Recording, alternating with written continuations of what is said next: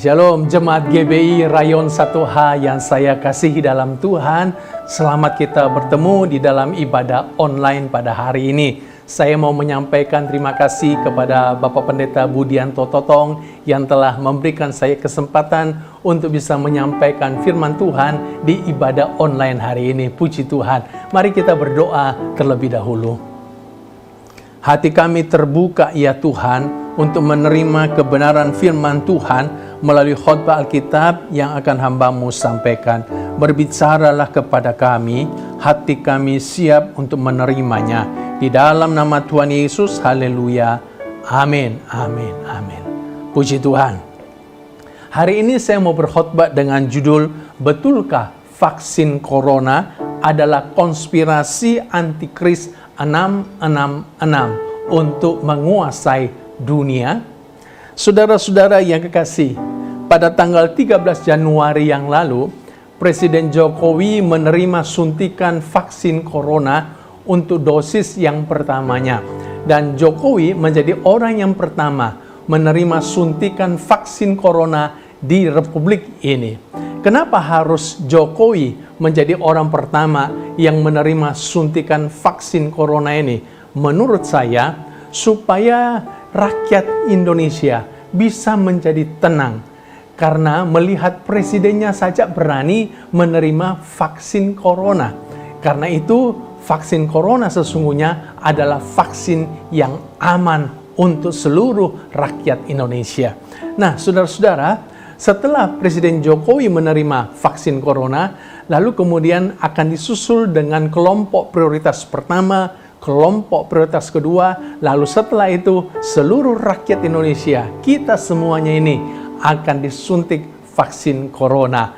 Tentunya ini sebuah berita yang menggembirakan untuk kita semuanya di tengah-tengah peperangan kita melawan COVID-19 yang sudah berjalan hampir 1 tahun ini. Tapi di tengah-tengah kabar gembira ini, tetap saja ada sekelompok orang Kristen yang masih ragu-ragu, bahkan menolak vaksin corona.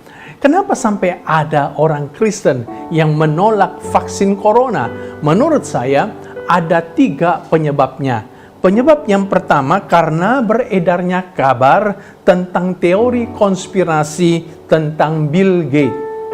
Teori konspirasi ini mengatakan bahwa Bill Gates lah yang menciptakan virus corona. Tujuannya adalah untuk mencari keuntungan dari pandemi yang berkepanjangan ini. Dan juga tujuannya adalah untuk bisa mengurangi populasi penduduk dunia ini. Dan menurut teori konspirasi ini, bahwa Bill Gates nantinya akan memasukkan microchip ke dalam vaksin corona ini dengan tujuan untuk bisa mengendalikan dan mengontrol penduduk dunia ini. Saudara-saudara, tentunya Bill Gates membantah teori konspirasi ini. Bill Gates berkata bahwa teori ini adalah teori yang bodoh dan jahat. Tapi walaupun Bill Gates sudah membantahnya, tetap saja banyak orang yang percaya kepada teori konspirasi ini. Menurut survei Yahoo News di Amerika itu, ada 23% orang dewasa Amerika yang percaya kepada teori konspirasi ini. Dan menurut saya, bukan hanya di Amerika, tapi juga di seluruh dunia, bahkan di Indonesia, ada banyak orang yang percaya kepada teori konspirasi ini, termasuk sekelompok orang Kristen. Itulah sebabnya mereka kemudian menolak untuk menerima vaksin corona. Penyebab yang kedua, kenapa sampai ada orang Kristen yang menolak vaksin corona? Karena mereka terpengaruh oleh orang-orang yang mengaku mendapat pesan Tuhan. Memang hari-hari ini ada beberapa orang yang mengaku katanya dapat pesan Tuhan tentang vaksin corona. Lalu mereka videokan pengakuan mereka, lalu kemudian mereka upload di YouTube dan di media sosial sehingga ditonton oleh banyak orang.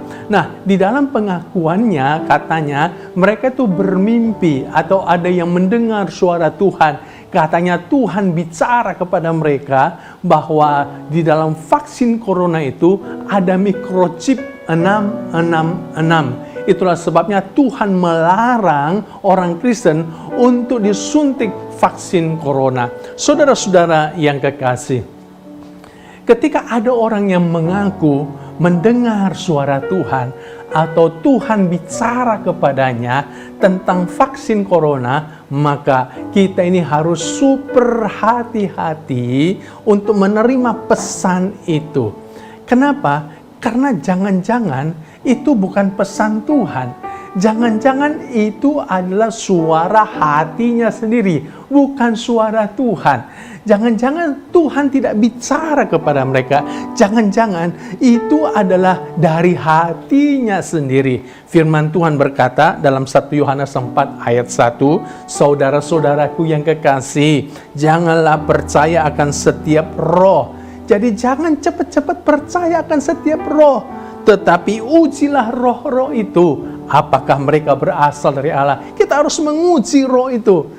Apakah itu berasal dari Allah atau jangan-jangan dari dirinya atau juga jangan-jangan dari setan. Kenapa? Karena banyak nabi-nabi palsu yang telah muncul dan pergi ke seluruh dunia. Jadi nabi palsu sekarang telah pergi ke seluruh dunia, singgah di Jakarta, lalu ngaku-ngaku itu suara dari Tuhan. Makanya harus hati-hati saudara-saudara. Dan saya punya keyakinan bahwa itu bukan suara Tuhan. Kenapa saya punya keyakinan bahwa itu bukan suara Tuhan? Saudara, ikutilah khotbah saya ini. Nanti saya akan menjelaskan secara alkitabiah kenapa bahwa itu bukan suara Tuhan. Alasan yang ketiga, kenapa sampai ada orang Kristen yang menolak vaksin corona? Karena mereka terpengaruh oleh khotbah pendeta-pendeta yang mengkhotbahkan bahwa vaksin corona itu diisi oleh microchip 66 microchip antikris. Memang ada beberapa pendeta, bukan hanya di Indonesia, tetapi juga di luar negeri. Mereka punya keyakinan yang sangat kuat bahwa di dalam vaksin itu diisi dengan microchip 666 dari antikris yang tujuannya nanti untuk bisa menguasai dunia ini. Saudara-saudara, bahkan ada pendeta yang mengkhotbahkan bahwa nanti microchip itu bisa mengubah DNA orang yang menerima suntikan itu, sehingga kemudian orang itu menjadi tidak lagi cinta kepada Tuhan. Ada-ada saja loh saudara-saudaraku, ini pendeta-pendeta akhir zaman. Nah, sehingga pendeta-pendeta ini kemudian mempengaruhi lewat khotbahnya kepada jemaatnya. Makanya kemudian banyak jemaat yang menolak disuntik vaksin corona.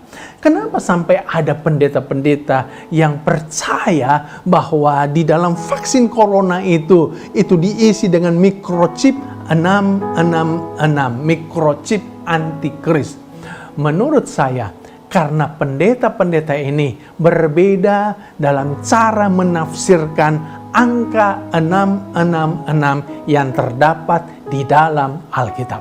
Nah, saudara-saudara yang kekasih, saya perlu sampaikan kepada saudara-saudara bahwa ketika kita mau menafsirkan atau memaknai atau mengartikan sebuah ayat Alkitab, maka kita bisa melakukannya dengan dua cara. Yang pertama yaitu secara simbolik atau figuratif, yaitu bahwa ayat itu melambangkan sesuatu atau lambang dari sesuatu. Yang kedua, kita bisa mengartikannya, memaknainya secara hurufiah atau literal, yaitu bahwa ayat itu benar-benar seperti apa yang dituliskan di dalam ayat itu. Itulah artinya. Nah, saudara-saudara yang kasih, saya kasih contoh kepada saudara. Misalnya saja dalam Kejadian pasal 3 ayat 1, firman Tuhan berkata begini, adapun ular ialah yang paling cerdik dari segala binatang di darat yang dijadikan oleh Tuhan Allah. Ular itu berkata kepada perempuan itu, tentulah Allah berfirman, semua pohon dalam taman ini jangan kamu makan buahnya, bukan? Saudara, ular di dalam Kejadian 3 ayat 1, ini kita bisa maknai, kita bisa tafsirkan, artikan dengan dua cara, yaitu secara simbolik atau secara hurufiah. Kalau kita tafsirkan secara simbolik, maka ular itu melambangkan sesuatu. Dan apakah lambang daripada ular itu? Semua penafsir sepakat, ular itu lambang daripada setan, lambang daripada iblis. Jadi, iblislah yang datang kepada Hawa, menggoda Hawa untuk makan buah terlarang itu. Yang kedua, kita bisa menafsirkannya, memaknai ular secara hurufiah. Dan kalau ular ditafsirkan secara hurufiah, berarti benar-benar binatang ular yang datang bicara kepada Hawa. Nah, pertanyaannya adalah, apakah betul ular itu adalah binatang yang paling cerdik di antara segala binatang? Dan apakah betul bahwa hewan itu, binatang itu bisa berbicara? Nah, kalau kita melihat dua pertanyaan ini, maka kita mengambil kesimpulan bahwa sebenarnya ular yang dimaksudkan dalam ayat ini bukanlah ular secara hurufiah, tapi ular secara simbolik atau secara lambang, yaitu lambang dari setan. Dengan demikian, Kejadian pasal 3 ayat 1 ini harusnya kita tafsirkan secara simbolik, bukan secara hurufiah. Demikian juga angka 666 di dalam Wahyu 13 ayat 16 sampai 18. Itu bisa kita tafsirkan, artikan, maknai secara simbolik, juga kita bisa maknai secara hurufiah. Nah, coba kita baca dulu Wahyu 13 ayat 16 sampai 18. Ini ayat-ayat yang sering kali disalah tafsirkan oleh banyak pendeta. Coba kita baca. Dan ia menyebabkan sehingga kepada semua orang, kecil atau besar, kaya atau miskin, merdeka atau hamba, diberi tanda pada tangan kanannya atau pada dahinya. Dan tidak seorang pun yang dapat membeli atau menjual selain daripada mereka yang memakai tanda itu, yaitu nama binatang itu atau bilangan namanya. Yang penting di sini ialah hikmat. Barang siapa yang bijaksana, baiklah ia menghitung bilangan binatang itu, karena bilangan itu adalah bilangan seorang manusia, dan bilangannya ialah 666. Jadi menurut Wahyu 13 ayat 16 sampai 18, 666 itu adalah tanda antikris. Selain itu juga adalah nama dari antikris, dan dia juga bisa sebagai bilangan antikris. Nah, kita ini bisa memaknai angka 666 ini secara simbolik dan secara hurufiah. Kalau kita memaknai angka 666 secara simbolik, berarti angka 666 itu melambangkan sesuatu atau lambang dari sesuatu. Nah, apakah lambang 6 itu atau 666 itu? 6 itu merupakan angka manusia, karena manusia diciptakan pada hari ke-6. Dan saudara-saudaraku, angka 6 itu angka manusia. Angka 7 itulah angkanya Tuhan. 7 itu adalah sempurna, angka sempurna. 6 tidak pernah sampai ke 7, artinya 6 itu melambangkan kekurang sempurnaan. Dan memang manusia, siapapun dia, termasuk antikris, itu pasti tidak sempurna. Dia bukan Tuhan yang sempurna. Dengan kata lain, angka 6 itu melambangkan manusia yang kurang sempurna atau manusia yang cacat. Cacat moralnya, cacat karakternya. Saudara-saudara, lalu kenapa ditulis 666? Nah, Alkitab ketika mengulangi sesuatu 3 kali, maka sebenarnya Alkitab ingin menegaskan sesuatu. Contohnya, ketika Tuhan Yesus bertanya kepada Simon Petrus, "Hai Simon, anak Yahya, apakah engkau mengasihi aku?" Simon kemudian menjawab, "Ya Tuhan, engkau tahu, aku mengasihi engkau." Sebanyak 3 kali Yesus bertanya kepada Petrus, "Simon, anak Yahya, apakah engkau mengasihi aku?" Lalu sebanyak 3 kali pula Petrus menjawab, "Ya Tuhan, engkau tahu, aku mengasihi engkau." Kenapa Yesus bertanya 3 kali? Karena Yesus ingin menegaskan, "Simon, Sungguh-sungguhkah engkau mengasihi aku? Dan ketika Petrus menjawab 3 kali, ya Tuhan, aku mengasihi engkau, Petrus juga ingin menegaskan, ya Tuhan, aku sungguh-sungguh mengasihi engkau. Kembali kepada angka 6. Ketika angka 6 ditulis 3 kali, sebenarnya ini sebuah penegasan. Penegasan apa? Bahwa manusia itu, siapapun dia, sungguh-sungguh tidak sempurna, sungguh-sungguh cacat. Jadi kalau nanti antikris akan datang, maka antikris itu adalah manusia yang sungguh-sungguh tidak sempurna. Walaupun dia nanti bisa bikin mujizat, walaupun dia begitu cerdas, tapi dia sungguh-sungguh tidak sempurna. Dan dia sungguh-sungguh cacat. Cacat moralnya, cacat karakternya. Walaupun dia dipuja-puja oleh pengikutnya, dia tetap manusia yang cacat dalam segala hal. Nah, saudara-saudara, ini simbol daripada 666. Lalu Alkitab juga berkata dalam Wahyu pasal 13 ayat 16, dan ia menyebabkan sehingga kepada semua orang kecil atau besar, kaya atau miskin, mereka atau hamba, diberi tanda pada tangan kanannya atau pada dahinya. Alkitab berkata bahwa nanti bahwa orang-orang pengikut antikris itu akan diberikan tanda 666 di dahinya atau 666 di tangannya. Apa artinya diberikan tanda di dahinya? Apakah ditato 666 di sini? Atau dimasukkan microchip 666 di sini? Apakah ditato di tangannya 666 atau dimasukkan microchip 666? Nah, kalau kita menafsirkan secara simbolik, maka sebenarnya 666 yang ditaruh di dahi dan di tangan itu melambangkan sesuatu. Nah, apakah lambangnya? Dahi itu di situ ada pikiran. Artinya bahwa nanti antikris itu akan selalu dipikirkan oleh pengikutnya. Akan menjadi pusat pemikiran, pusat perhatian, akan diidolakan oleh pengikutnya. Dengan kata lain, nanti pengikutnya akan menyembah antikris. Jadi ketika tanda 66 ditaruh di dahi pengikutnya, itu menunjukkan bahwa pengikutnya nanti akan menyembah kepada antikris. Lalu angka 66 ditaruh di tangan. Tangan itu bicara tentang perbuatan, tindakan. Artinya apa?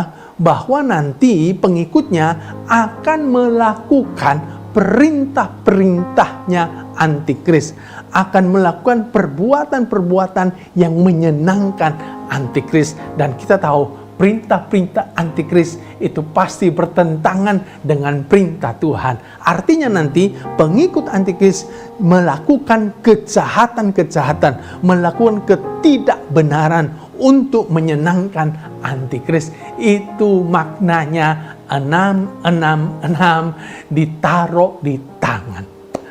Jadi saudaraku, ini makna secara simbolik. Dan saudara, saya lebih setuju dengan makna secara simbolik ini ketimbang makna secara hurufiah. Kenapa? Sebab kalau kita memaknai, mengartikan angka 666 secara hurufiah, maka akan banyak spekulasi-spekulasi yang terjadi. Saya sebut sebagai tafsiran spekulasi. Coba kita melihat bagaimana sih penafsiran 666 secara hurufiah atau literal yang menghadirkan banyak spekulasi itu, yaitu melalui 2 cara. Yang pertama yaitu mereka melakukannya secara personifikasi. Artinya mereka mempersonankan, mereka mengoknumkan angka 666 menjadi seseorang. Contohnya adalah para penafsir ini pernah menafsirkan bahwa Kaisar Nero itu adalah antikris. Jadi mereka mempersonifikasikan 666 menjadi Kaisar Nero. Saudara-saudaraku, siapa Kaisar Nero? Kaisar Nero itu adalah kaisar yang memerintah Romawi pada tahun 54 sampai 68 sebelum Masehi. Dan Irenaeus, bapak gereja, uskup di Lugdunum, Galia, adalah orang yang pertama yang menghubungkan Nero sebagai antikris. Kenapa? Karena memang pada waktu itu Nero sangat kejam, sangat sadis terhadap orang-orang Kristen. Dia menganiaya, dia membantai orang-orang Kristen dengan sangat keji sekali. Kalau kita membaca ceritanya bagaimana dia menjadikan orang Kristen sebagai obor yang hidup, yaitu orang Kristen ditancapkan pada batang lalu kemudian dibakar hidup-hidup, atau dia menjadikan orang Kristen sebagai rival bertarung dari singa-singa yang kelaparan dalam sebuah stadium terbuka, atau dia menyiksa orang Kristen dengan cara apa? Dengan menggoreng orang Kristen di kuali yang berisi minyak yang panas, atau kemudian orang Kristen itu diikat dengan 4 ekor kuda, lalu tangannya, kakinya, dan kemudian 4 ekor kuda itu disuruh berlari ke 4 penjuru angin sehingga tubuh orang Kristen itu tercerai-berai. Luar biasa kejinya. Nah, melihat kekejian daripada Irenaeus ini, melihat kekejian dari Kaisar Nero ini, Irenaeus kemudian menghubungkannya sebagai antikris. Lalu pada akhir abad ke-19 sebelum Masehi, ada seorang namanya James Austin Bastow. Dia juga menghubungkan Nero sebagai antikris. Dengan cara apa? Dengan cara dia mengalih-aksarakan nama Nero ke dalam bahasa Ibrani. Lalu kemudian dia mencari nilai numerik daripada setiap huruf Ibrani dari nama Nero itu. Kita tahu bahwa setiap huruf Ibrani itu punya nilai numeriknya. Akhirnya muncullah, saudaraku, setelah dijumlahkan, muncullah angka 666. Melihat nama Nero dalam bahasa Ibrani yang jumlah nilai numeriknya 666, maka James dengan penuh keyakinan mencap bahwa Nero ini adalah antikris pada masa itu. Nah, saudara-saudara, tapi ternyata spekulasi ini tidak benar. Kenapa? Karena kita tahu Alkitab mencatat bahwa sebelum kedatangan antikris, maka Yesus akan datang kedua kalinya menjemput gerejanya supaya apa? Mereka terhindar dari penganiayaan antikris. Lalu setelah antikris berkuasa 3,5 tahun, maka Yesus akan datang bersama dengan tentara malaikatnya untuk berperang melawan antikris dan mengalahkan antikris. Nah, kalau memang betul bahwa Nero itu adalah antikris, harusnya Yesus itu sudah datang di abad pertama. Tapi buktinya sampai hari ini Tuhan Yesus belum datang kembali. Itu berarti Kaisar Nero bukanlah antikris. Jadi spekulasi ini terbantahkan. Nah, orang yang lain yang pernah juga dihubungkan dengan antikris itu namanya adalah Barack Obama. Siapakah Barack Obama? Dia adalah Presiden Amerika yang ke-44. Dan dia adalah orang Amerika yang pertama yang menjadi Presiden Amerika Serikat. Kenapa sampai Barack Obama dihubungkan dengan antikris? Karena pada masa pemerintahan Barack Obama merilis sebuah kebijakan untuk tunjangan kesehatan dan tunjangan sosial bagi rakyat Amerika yang namanya Obamacare. Nah, pada waktu itu beredar rumor bahwa Obamacare ini mewajibkan rakyat Amerika harus diimplan microchip supaya bisa mengikuti Obamacare ini. Nah, saudara-saudara, Obamacare melalui situs resminya obamacare.net sudah mengeluarkan bantahan bahwa rumor itu tidak benar, tetapi orang sudah terlanjur percaya bahwa microchip nanti akan diimplankan ke dalam tubuh orang yang menerima Obamacare ini. Nah, microchip itu namanya adalah Radio Frequency Identification Device. Dan bukan hanya orang Amerika percaya, tetapi juga seluruh orang di Kristen yang ada di Indonesia, di seluruh dunia, banyak yang percaya kepada hal ini. Dan ternyata Spekulasi ini juga terbantahkan. Kenapa? Karena kita tahu sekarang Obama tidak lagi menjadi presiden Amerika, dia rakyat biasa, dan Obamacare juga tidak terlalu berjalan, dan sekarang juga tidak semua rakyat Amerika yang menerima microchip implan ini. Itulah sebabnya, saudaraku, spekulasi ini juga akhirnya tidak benar. Lalu kemudian menafsirkan angka 66 secara hurufiah itu juga bisa dilakukan dengan sistem atau menghubungannya ke sistem atau alat elektronik yang nanti akan dipakai oleh antikris untuk memerintah dunia ini. Contohnya komputer. Profesor Howard Aiken itu menemukan komputer generasi pertama, maka orang kemudian mulai menghubungkan komputer sebagai antikris. Mereka kemudian menghitung-hitung, saudaraku, nilai numerik daripada kata komputer itu menurut urutan abjadnya.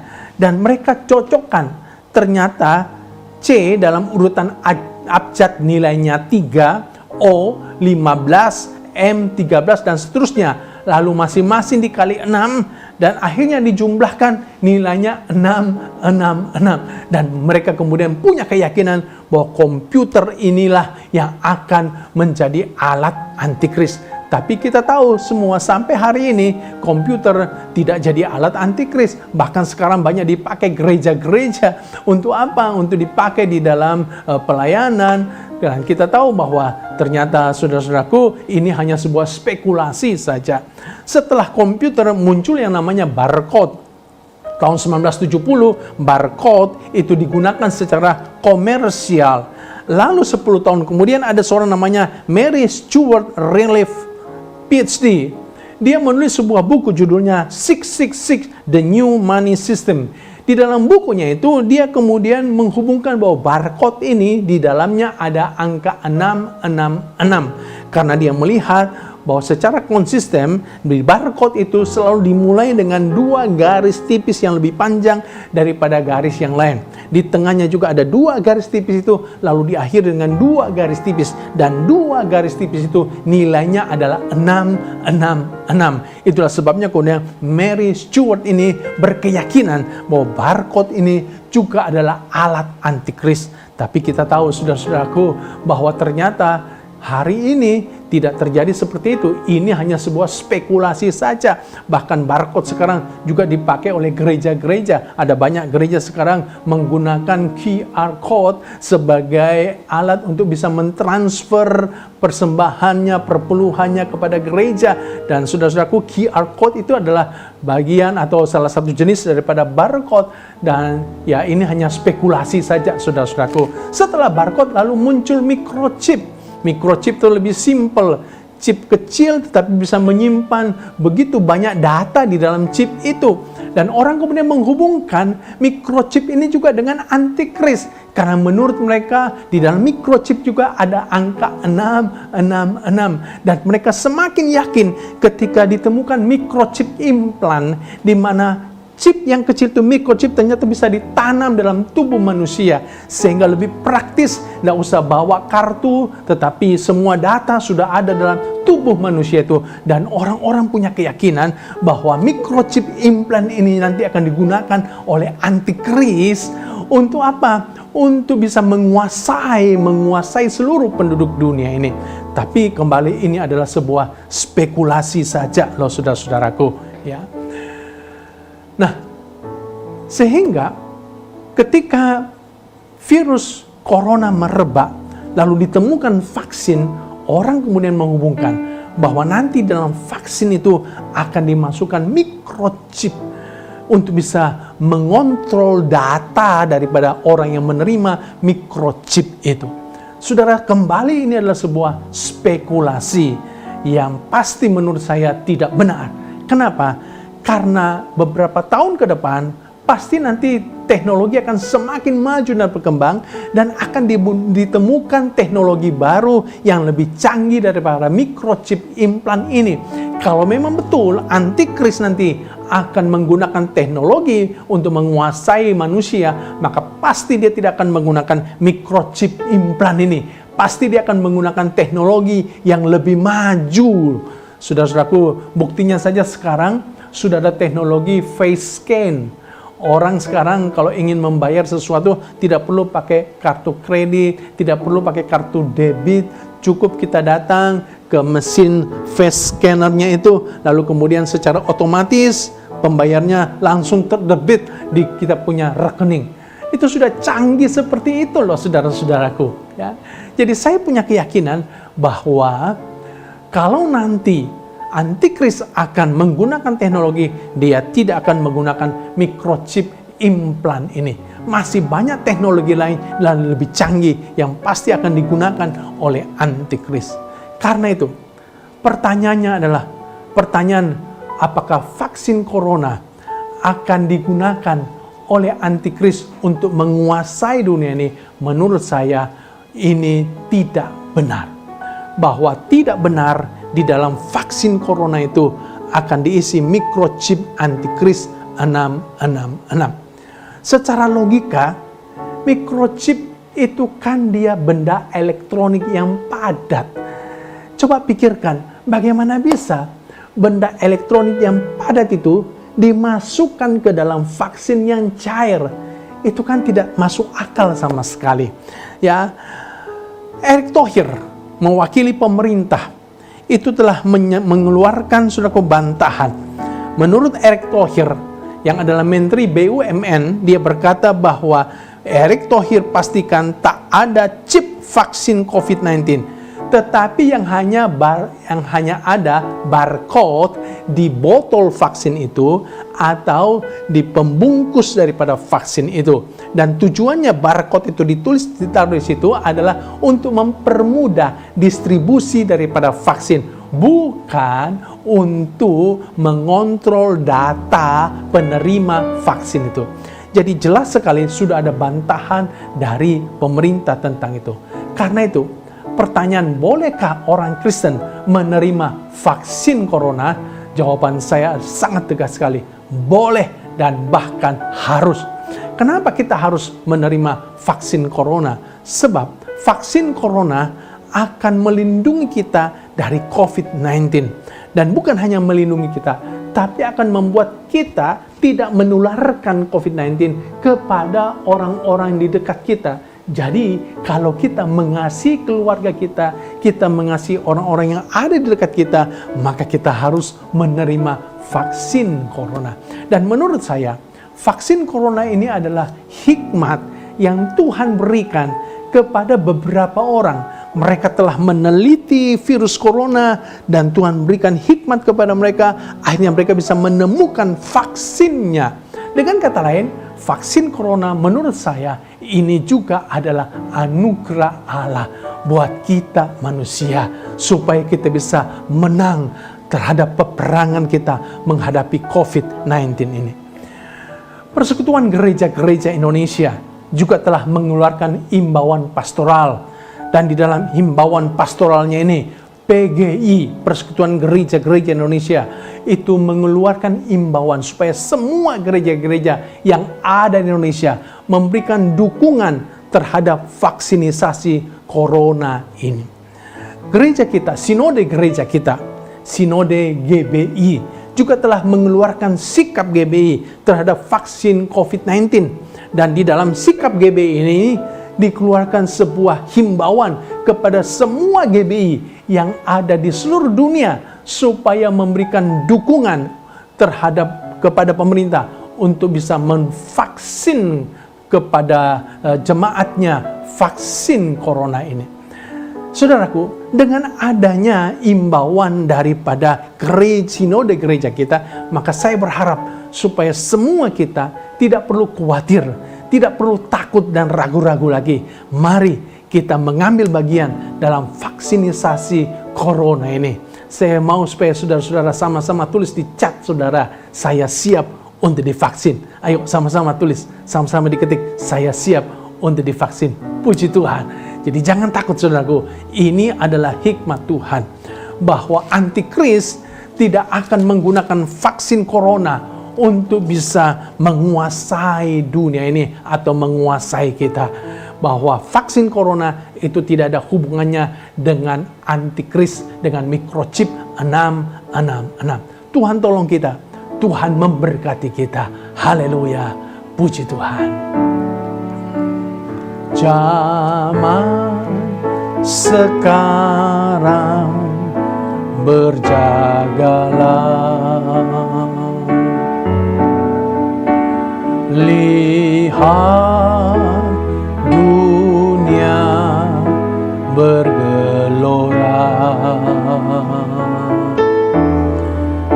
kedengaran sini sana banyak kabar menggemparkan, berlindunglah dalam sabda Allah. Zaman sekarang, zaman sekarang berjagalah, lihat dunia bergelora, kedengaran sini sana banyak kabar menggentarkan, berlindunglah dalam sabda Allah. Tuhan, kami mengucap syukur untuk khotbah hari ini. Kami dikuatkan, kami ditambahkan iman kami. Kami punya keyakinan yang kuat bahwa Tuhan telah memberikan hikmat kepada orang-orang ahli-ahli untuk bisa menemukan vaksin corona. Kami bersyukur ya Tuhan, dan Tuhan bisa memakai vaksin corona untuk bisa menolong kami, memberikan antibodi kepada kami, supaya kami bisa menang dalam peperangan melawan COVID-19 ini. Hamba menyerahkan seluruh umat-Mu yang telah mengikuti khotbah hari ini. Tuhan, tolong mereka, dan biar hati mereka bersukacita, hati mereka dikuatkan menerima firman Tuhan hari ini. Iman mereka ditambahkan. Di dalam nama Tuhan Yesus, haleluya. Amin, amin, amin. Puji Tuhan.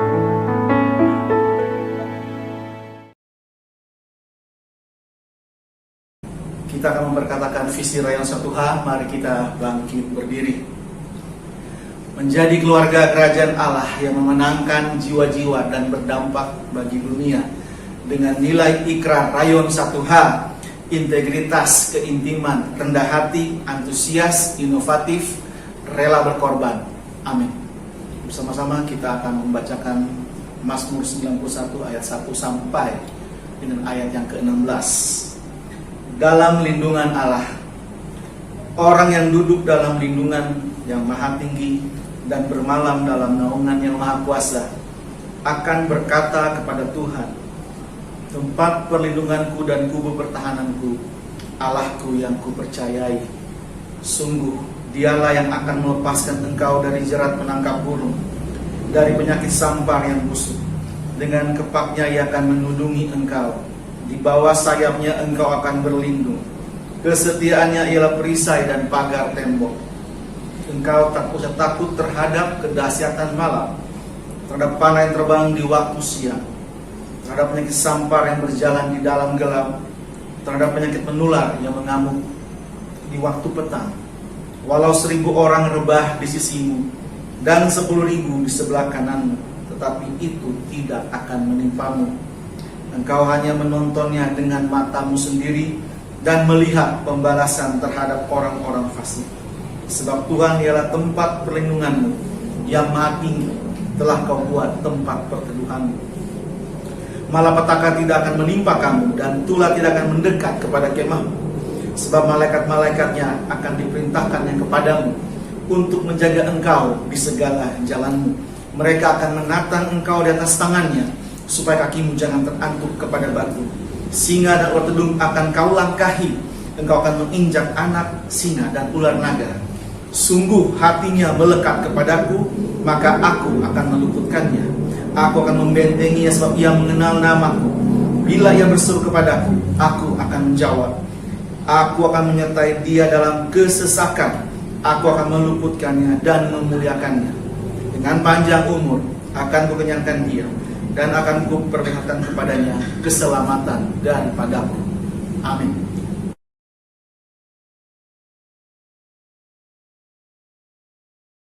Puji Tuhan, saudara, ibadah sudah selesai. Mari angkat tanganmu dengan iman. Kita sudah menerima segala kebaikan-kebaikan Tuhan yang Tuhan sudah berikan. Berkat, damai, sejahtera, sukacita yang berlimpah-limpah dari Allah Bapa melalui anaknya yang tunggal, Tuhan Yesus Kristus, persekutuan yang manis dengan Roh Kudus menyertai kita semua hari ini sampai Maranatha, Tuhan Yesus datang menjemput kita semua di awan-awan yang permai, bahkan kekal selama-lamanya. Semua yang percaya diberkati Tuhan berlimpah-limpah. Mari sama-sama katakan amin. Tuhan Yesus memberkati berlimpah-limpah.